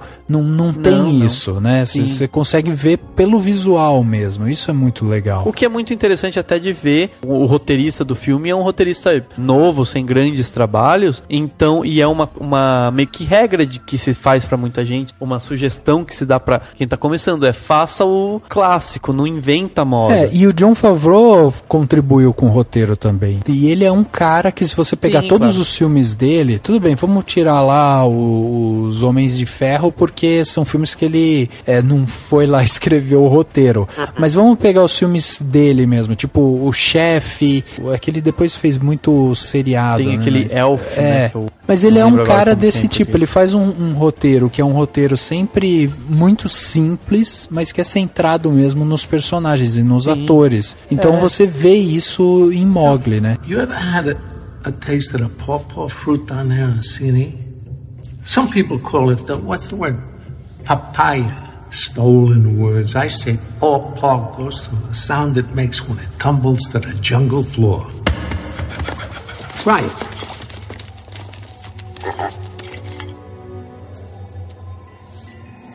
Good.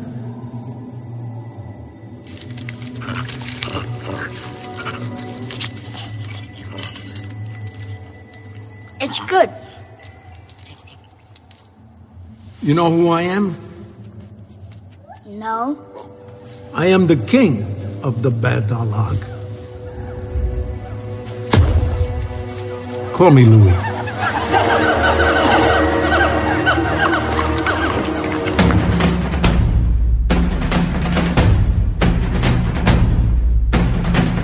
Eu ia até perguntar pra você, Lucas, que é um cara que consumiu o filme, né? Você conseguiu sentir esse tipo de coisa ou pra você foi uma experiência muito mais visual do que, assim, sabe, de mensagens filosóficas e tal por trás? Eu achei o roteiro um pouco simples demais, bem cara de Disney mesmo, mas de fato correto. Ele é bem estruturado, assim, nos 3 atos, né? Você vê a introdução, a apresentação dos personagens é muito boa, no tempo certo, a gente entende aquele universo. Por exemplo, em momento algum a gente vai questionar que os animais falam e que o Mowgli sabe a linguagem deles. Nossa suspensão de descrença funciona muito bem aí. Por quê? Porque o roteiro constrói isso de uma forma rápida e eficiente. A gente até entende que só os elefantes e os macacos não falam por algum motivo inexplicável. No desenvolvimento, que a gente vê a evolução do Mowgli, pra mim, novamente funciona bem. Você vê o crescimento, você vê o aprendizado. E isso é muito importante, assim. O personagem, ele não vai de um ponto A, ele não pula pro ponto B. Ele tem um caminho. E isso, pra mim, ficou claro no filme. E o final, que apesar de ter sido, digamos, até um pouco clichê, meio óbvio, ele encerra a trama fechando as pontas, deixando tudo nos lugares. A parte mais, vamos dizer assim, nas entrelinhas, o que eu pude perceber, por exemplo, foi que a água, ela é um elemento agregador e o fogo um elemento desagregador. Quando os dois elementos têm essa confluência, que é naquela luta final ali do Mowgli com o tigre, que o Mowgli tá com a tocha na mão e ele vira a tocha e joga exatamente na água. E aquele é um momento muito tenso. Você não sabe se o tigre vai atacar, o que vai acontecer. E aquele é o ápice ali, é o clímax mesmo do filme. Então, os dois elementos naturais que cercaram o filme inteiro, que é a água e o fogo, quando eles se encontram, chega no ápice do filme. Isso é uma construção de roteiro muito boa. Sim. Isso funcionou pra mim bastante, assim. Sim. E até a prova da transformação do Mowgli, né? Porque ele poderia usar o fogo contra o tigre, né? Ele poderia se assumir como um homem destruidor no qual todos acreditam que ele vai se tornar. E ele quebra... Ele não fez o que o pai fez. Isso, e ele quebra com essa expectativa, né? Que o Shere Khan tinha, que até talvez outros animais tivessem, ao se manter o bom selvagem, né? Então, ao se manter dentro da ética dos animais, vamos dizer assim, entre aspas, claro, mas dessa ética da selva, de que a flor vermelha, que é o fogo, não deve ser usada, ela é ruim, ela traz destruição. Isso é interessante também. E ao longo dos acontecimentos, que isso vai acontecendo. Eu acho que o único, talvez, falha do filme é que ele é um pouco episódico, né? Então, ele tá andando, ele é quase que videogame, né? Ele encontrou uma cobra. E a correlação entre essas quase sketches, por assim dizer, foi falha. Ele não teve, não sei se foi um problema ali, talvez, de edição, se faltou alguma coisa, mas não tinha, às vezes, uma conexão transição entre uma história e outra, quando tinha era meio forçado. Quando, por exemplo, o Balu tentava interferir em alguma coisa, ficou meio esquisito isso pra mim. Além do fato delas serem um pouco repetitivas, né? Ele encontrava um animal, tinha um conflito, o animal queria se aproveitar dele de alguma maneira, e aí tinha alguma reviravolta, era muito repetitivo. Se fosse, talvez isso funcionou mais no desenho. Seria de forma seriada, funcionasse melhor. Agora, num filme ali no espaço de 1h40, ficou meio chato isso. Tanto que quando ele encontrou o macaco, eu falei, de novo, a mesma coisa, que ele já tinha feito isso com a cobra, já tinha feito isso com o urso, então, putz, ficou arrastado. A cena do macaco podia ter sido suprimida, né? Podia ter acontecido uma outra coisa. Inclusive, uma das coisas mais interessantes do filme que ele fez certo, eu achei, ele toma tempo pra mostrar o Balu e a importância do Balu e do Mowgli, a amizade entre os dois. O filme, você vê que ele dá uma pausa, né? Ele dá uma pausa, ele fica até mais claro, eu senti que ele tava, ele fica super colorido, de repente uma floresta feliz, né? Nem um lugar difícil, como é onde os lobos estão, nem aquele pântano e tal. É um lugar feliz, é um bosque quase, né? Com mel e tal. E isso eu achei interessante. Então, talvez se ele focasse nisso e fizesse alguma transformação lá que fizesse o Mowgli voltar, talvez fosse mais interessante do que toda aquela sequência, o Rei Louie, que é meio, sei lá, foi fanservice, né? Praticamente. É verdade. Foi tipo, vamos fazer porque tá no clássico da Disney e tal, do desenho. O diretor, ele fez um favor aos fãs, né? Eu tava me segurando. Deixaram ficando o podcast inteiro, eu precisava soltar. Tô esperando a oportunidade certa, o time da piada, o cara segurou. Pior que eu não tinha pensado nesse trocadilho, não. Sabe que outro negócio que, quando a gente saiu do filme, eu até falei pro Dani, né, a gente saiu comentando sobre o filme e tal, eu falei, cara, tá aí, um negócio que eu gostei muito foi que, pela primeira vez na obra, porque antes você tinha lá a obra ilustrada e você tinha o desenho, você não tinha ideia da grandeza dos animais que interagiam com o Mowgli, né, e aí quando você vê um Shere Khan, quando você vê um próprio Balu ali junto dele, e ele sendo um menino de 10 anos que tá ali e tal, você consegue perceber realmente que o tigre é um bicho gigantesco. E no desenho você tinha uma sensação de que o tigre ele era só mais forte, ou mais arredio, ou mais bravo e tal, do que a pantera. Agora no filme, eles tiveram também o cuidado de mostrar isso, né? Como que o Bagheera ele é muito menor do que o Shere Khan. Como o Shere Khan é um tigre pesado, né? Aquele, como que chama? É Bengala, né? Tigre de Bengala, acho que é. Tigre de Bengala, que ele é pesado, ele é quase do tamanho de um leão mesmo. Mas eu acho que eles fizeram até maior, porque, assim, a sensação que eu tive é que o Shere Khan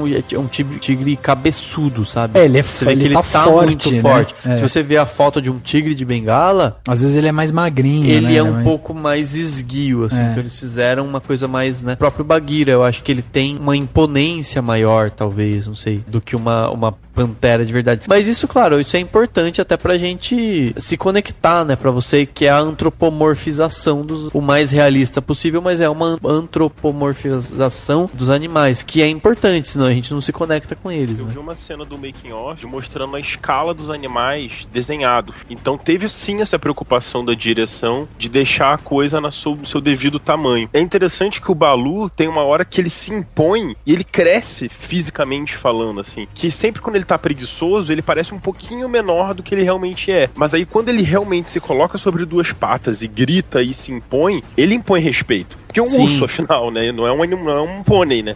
Mas eu acho que é interessante porque é a característica do próprio animal. Se você vai num zoológico, você vê um urso andando em 4 patas, preguiçoso, né? Tipo, sem fazer nada, você fala... Ele não passa aquela imponência. Ele não passa imponência. Se ele fica bravo e ergue a pata e fica em 2 patas, você fala, puta que pariu, sai de perto, fodeu, né?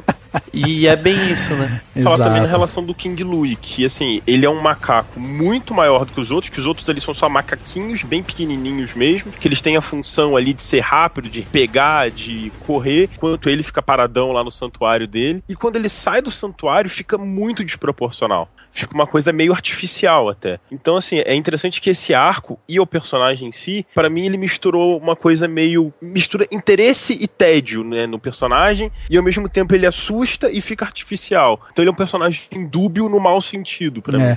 Eu acho até, cara, que o King Louie, ele é o personagem mais fraco do filme, assim. Ele é o personagem que, tipo, volta, como a gente falou aqui, né? Ele repete as mesmas intenções que outros já tinham feito. Ele também chega lá com essa coisa de ser sério, e aí de repente sai cantando, que não faz sentido nenhum. Tem essa coisa de ser muito desproporcional, né? Então, um macaco, se fosse um gorila, ele já ia ser extremamente assustador, né? Porque ia ser um bicho gigantesco. Agora, aí os caras de repente pegam uma espécie de um macaco que morreu há não sei quantos 1000 anos atrás, que era grande, mas aí colocam ele num corpo de uma espécie que é de hoje pra gente entender. Aí você fala, caralho, como é que pode ser tão desproporcional, né?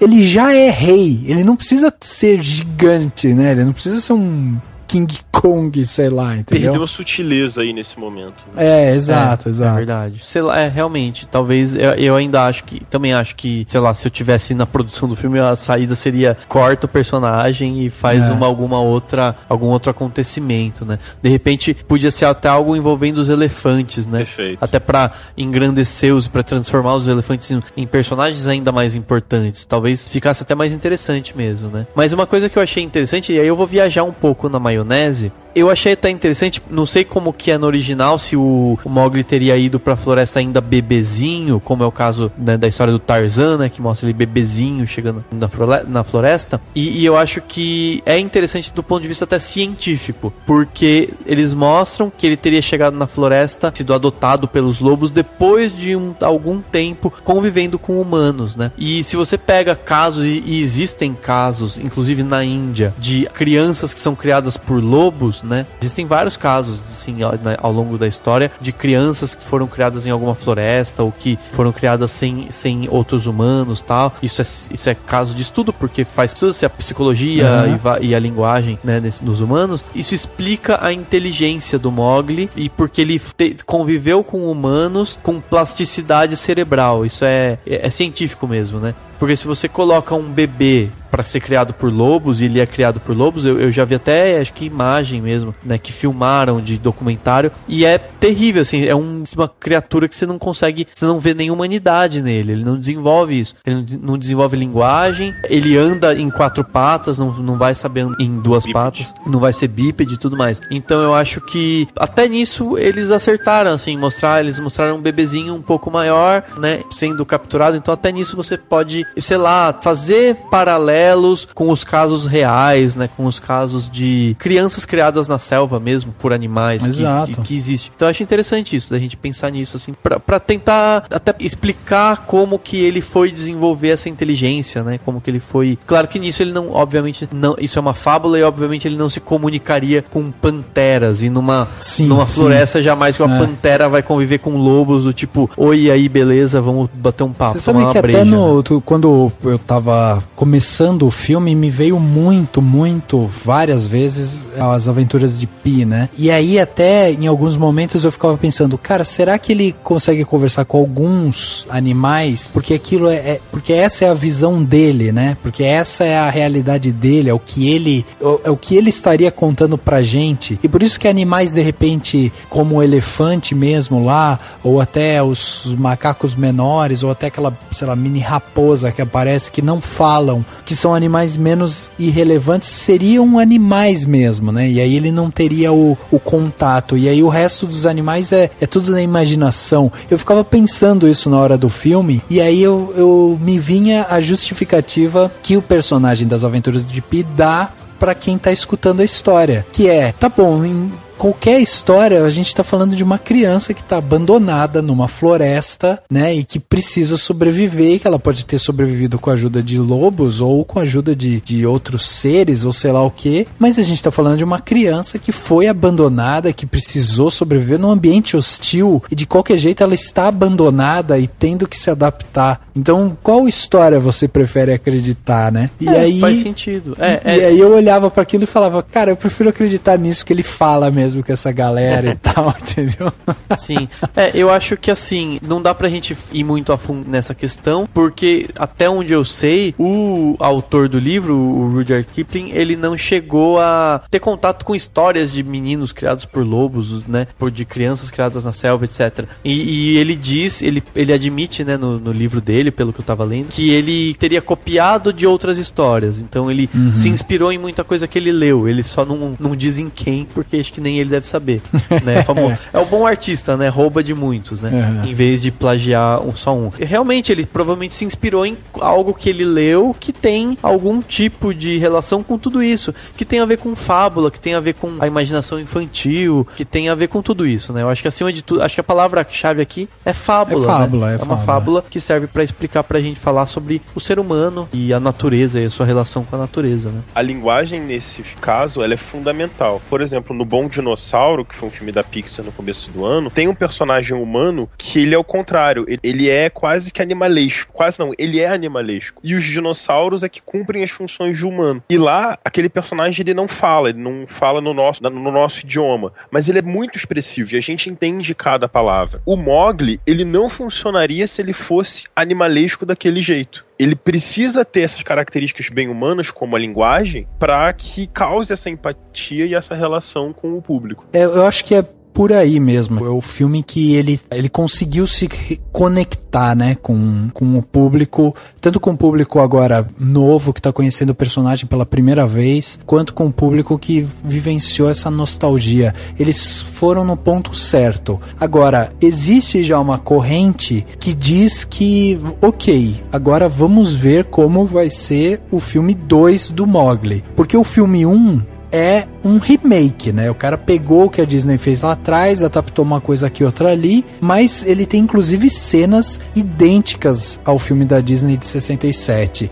Então, assim, beleza. Agora o pessoal tá falando, agora vamos ver como que vai ser esse Mowgli 2. Porque inclusive dizem que o próprio Walt Disney era um cara que não era a favor de continuação, né? Ele acreditava muito nos longas como produto de começo, meio e fim e pronto. E aí até falaram, pô, vamos fazer o Mowgli 2 e tal, tipo, o Disney vai se remoer, vai se revirar no túmulo e tal, porque vão continuar essa obra e tal, blá blá blá. Então a gente vai ter que ver o que o Jon Favreau vai trazer nesse sentido, né? Porque conectar o Mowgli com os seres humanos pode quebrar um pouco dessa magia, né? Do que é o Mowgli e de toda essa parte de adaptação que ele tem. E dificilmente vai ser um remake do Mowgli 2, né? Exato. Porque na verdade o que aconteceu depois que o Walt Disney morreu é que a Disney entrou numa fase criatividade zero, vamos dizer assim, né?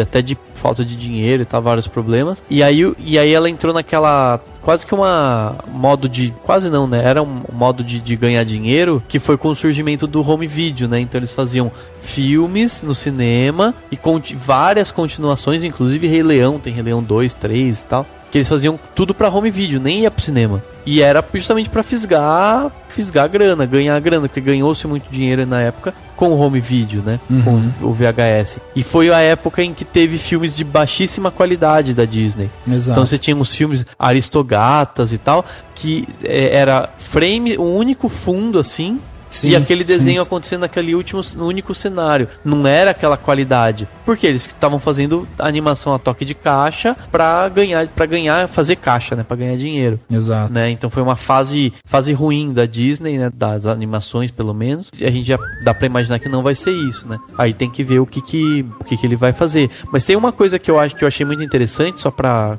comentar. Eu senti dois momentos, eu senti uma semelhança muito grande com o Rei Leão. Ah, sim. Eu vi aquela manada lá, né, dos bichos correndo, e o Shere Khan, né, indo atrás dele e não conseguindo. Pra mim foi muito Rei Leão aquilo. Até a explicação quando o Baloo fala, não sei se tem não lembro se tem no desenho do Mowgli, mas o momento em que o Baloo fala assim, explica o que é a música, fala da boa vida, de celebrar a boa vida, e eles começam a cantar, é a Hakuna Matata total, né? Então eu acho que talvez seja interessante se o Jon Favreau conseguir manter referências até a outras animações e coisas das animações da Disney, né? Coisas que teve a morte do tigre, né? Pareceu muito a morte do Scar. Verdade, caindo, né, num precipício e tal, né? Eu lembrei muito do fogo, né? É verdade, exatamente. Verdade. Eu, como não conhecia a relação do Mowgli com o Baloo, na hora eu anotei Timão e Pumba. Né?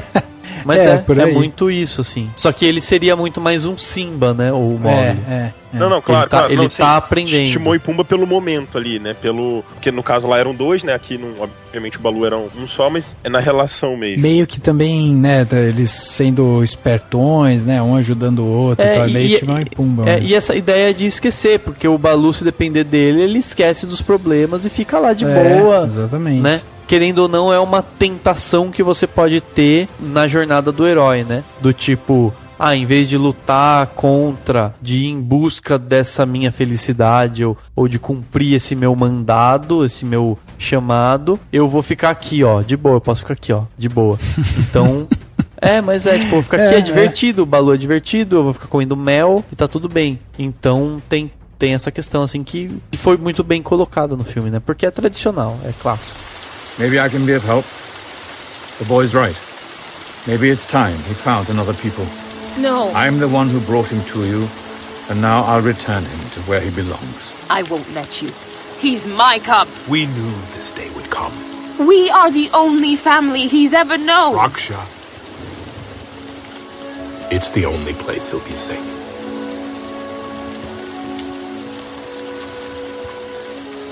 It's okay, Ami. It won't go far. I'll come back and visit. Never forget this. You're mine. Mine to me.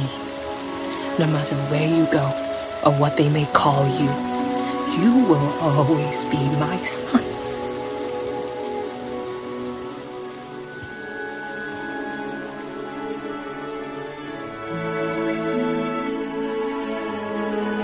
Bom, pra gente terminar então o nosso papo aqui, né, sobre Mowgli, o Menino Lobo, vamos dar as nossas notas pro filme, né, pra gente dar aquela nota final, aquele carimbo do Cinemação pra o quanto a gente gostou de Mowgli. Então vou começar pedindo pro Lucas fazer suas considerações finais sobre o filme e a sua nota de 0 a 5 claquetes aí pra Mowgli, o Menino Lobo. Bom, eu vou manter a nota que eu dei na minha crítica, que tá lá no site, que foi de 4 estrelas, e a 4 estrelas na realidade foi uma média de vários aspectos. Por exemplo, fotografia e efeitos eu dei nota máxima, porque não tinha como, porque tá acima da média mesmo. Já o roteiro, a atuação do próprio Mowgli, eu não gostei tanto da trilha como um todo, assim, não a parte sonora, assim, a parte de trilha, são elementos diferentes. Então dei 3 de 5 estrelas. Então, assim, na média, é um filme 4. E é um filme que, assim, eu só fico um pouco preocupado em relação ao público. Para quem que a gente indica esse filme?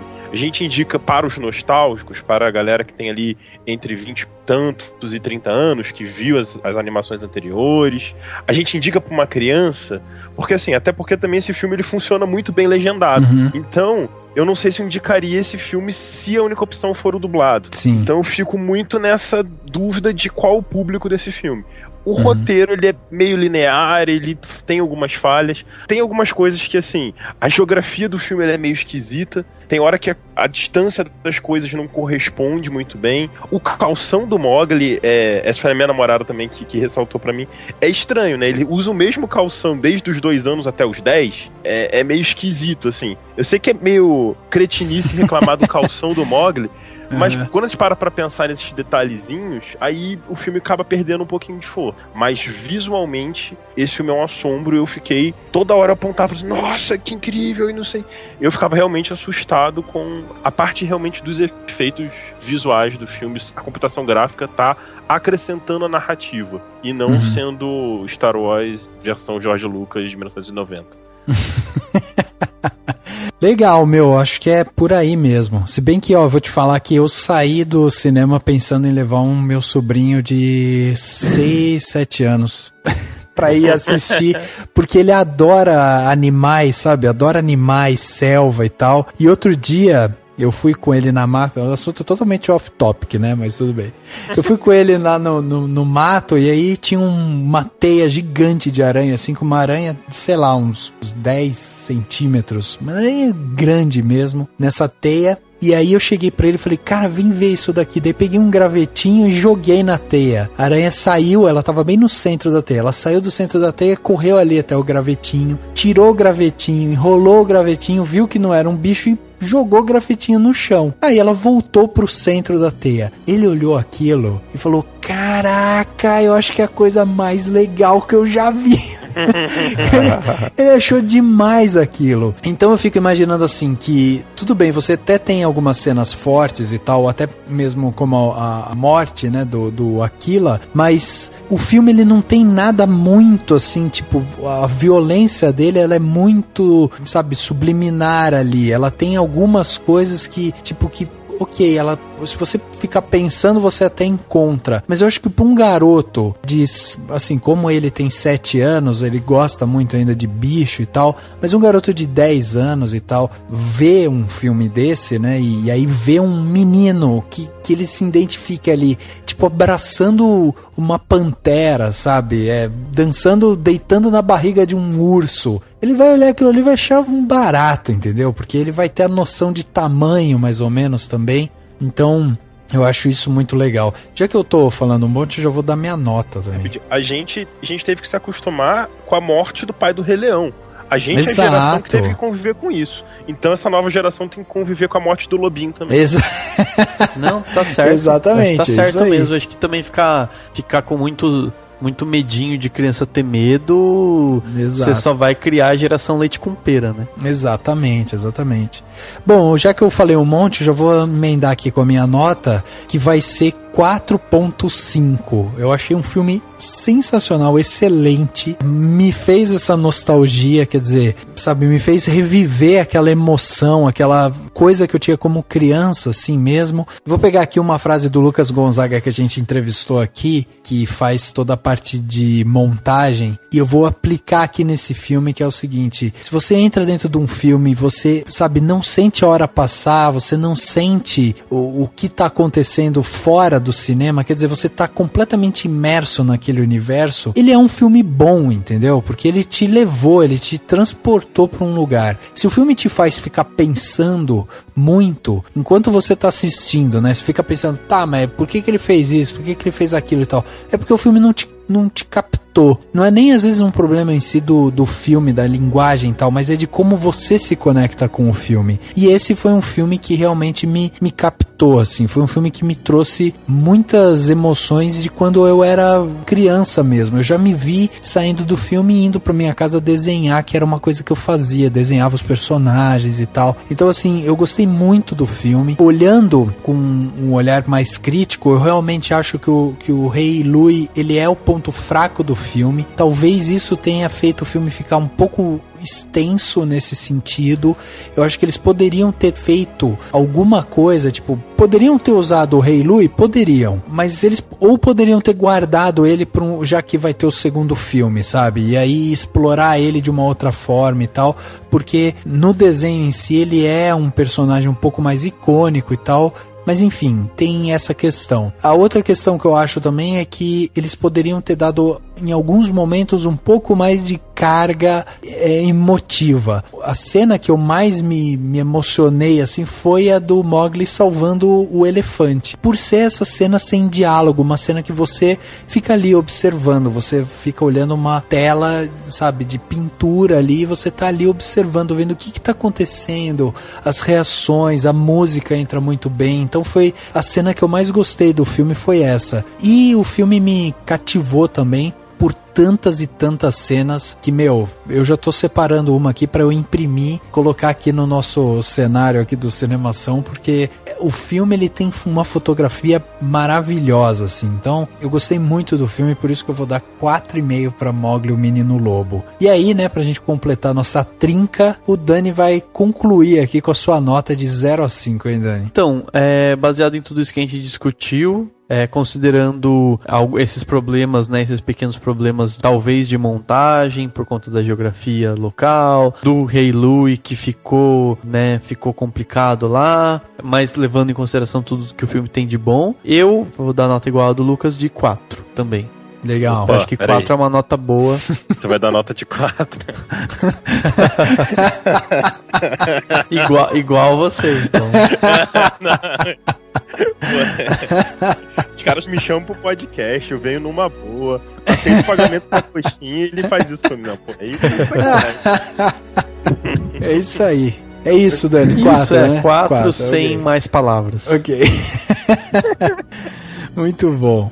Muito bem, então a gente carimba aqui, né, pra Mowgli, o Menino Lobo, 4.17, nota oficial do Cinemação pra esse filme, que é um filme que merece a sua ida ao cinema, seja com seu sobrinho, com seu filho, com seu namorado, sozinho, enfim.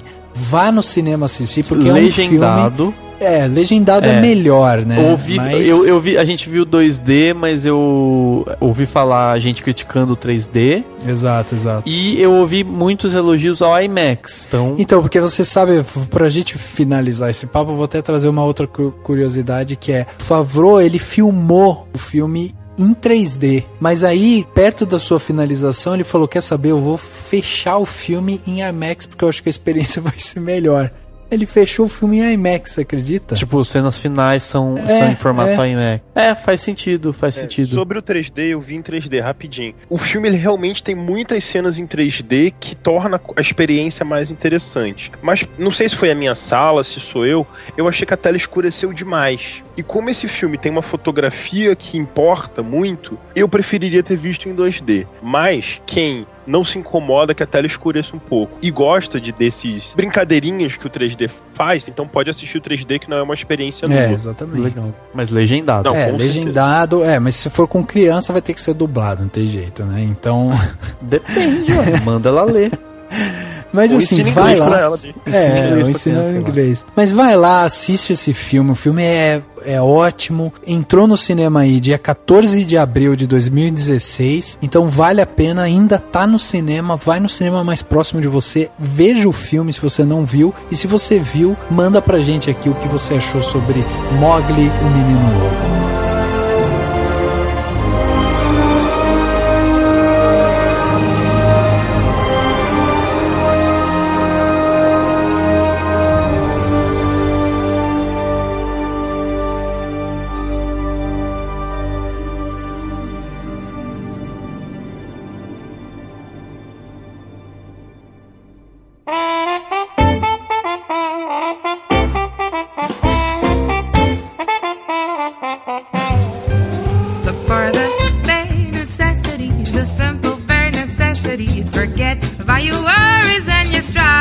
Chegando ao final de mais um podcast, agora o podcast Animação número 176, falamos aqui sobre Mowgli, o Menino Lobo, esse filme muito legal que a gente assistiu no cinema aí há pouco tempo, né, que trouxe todo esse frescor e alegria da infância da Disney. A velha Disney ainda existe, Dani. E encantando mais gente, porque quando passou Cinderela, todo mundo foi muito elogiado, mas assim, Cinderela e Malévola não são filmes que tanta gente vai falar, nossa, quero ver, entendeu? Então acho exatamente. Que também tem isso, assim, o Mowgli ele atinge um público muito grande. Eu tô muito animado pra ver a Bela e a Fera com a Emma Watson.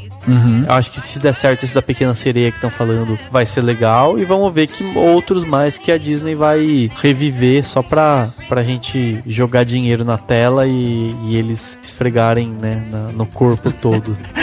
Eu sou rico. Esfregar no corpo todo. Tipo, eu imagino todo mundo da Disney com dinheiro, assim, tipo, todo tomando banho, assim. Entendi, fazer cocô, pegam as notas de $100 e passa, assim. Entendi, porque a Disney tá, né? A Disney está indo bem. Sobrando dinheiro. Exato. Mas é isso, vamos ver o que vai dar, e eu gostei muito, acho que valeu, o filme valeu. Foi muito bom. Lucas, muito obrigado aqui pela sua presença em mais um podcast. E essa semana você bombando nos podcasts do Cinemação, hein? Ontem foi indicação, hoje é o Cinemação, daqui a pouco só vai dar Lucas. Semana passada foi podcast com o Lucas também, então vocês são meus fãs, eu sei disso. Obrigado. Pois é, cara, só não vale você montar seu próprio podcast, aí não. Eu convido vocês de vez em quando, pode deixar. Cara, muito obrigado mesmo pela sua participação mais uma vez. Muito bom contar com você aqui. Valeu, galera. Prazer é todo meu. E o próximo, tamo aí, só chamar que é nóis. Perfeito. Valeu, Lucas. Valeu, Rafa. Valeu todo mundo. E até semana que vem. O podcast Cinemação número 176 fica por aqui. E a gente se vê no próximo. So just try to relax. Yeah. In my backyard. If you act like that B acts, You're working too hard. Way too hard. Don't spend your time just looking around for something you want that can't be found. When you find out that you can live without it and go along not thinking about it, I'll tell you something true. The bare necessities of life will come to you. They'll come to you. Look for the bare necessities, the simple bare necessities. Forget all your worries and your strife. I mean the bare necessities. That's why I beg and rest at ease with just the bare necessities of life. With just the bare necessities of life. With just the bare necessities of life. Oh yeah! Esse podcast foi editado pela Isso Aí Design. Tudo isso é forma com função. É design estratégico. É isso aí.